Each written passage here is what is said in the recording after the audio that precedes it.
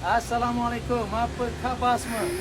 Sejak pagi tadi saya kayuh basikal saya dan bersama kawan-kawan daripada Borneo sehingga ke separuh jalan di Stelvio Pass. Apa yang saya perhatikan amat berbeza, iaitu sikap dan pemikiran rakyat di Itali ini apabila mereka menghormati antara satu sama lain. Bayangkan jalan sekecil ini, mereka menghormati penunggang basikal, penunggang motosikal dan basikal menghormati pemandu kereta. Mereka menghormati antara satu sama lain. Cakap pun dah tersilap dah. Tapi apa yang pasti saya lihat, cuba lihat pemandangan. Tidak ada hotel 5 star, 4 star dan sebagainya. Mereka meletakkan agrotourism sebagai perkara utama. Di mana yang dikatakan warga dunia datang ke Stelvio Pass untuk kayuh basikal dan menikmati alam sekitar.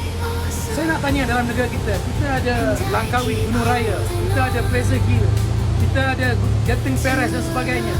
Kenapa kita tak ada lakukan seperti yang mereka lakukan? Agrotourism, sport tourism yang mementingkan agro, yang mementingkan sikap tanggungjawab dan menghormati satu sama lain.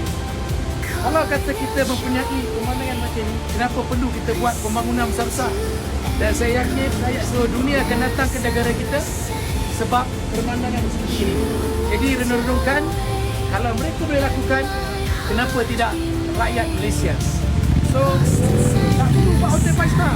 Hayati pemandangan macam ini. Ini yang rakyat dunia inginkan. Pemandangan, agro, tourism.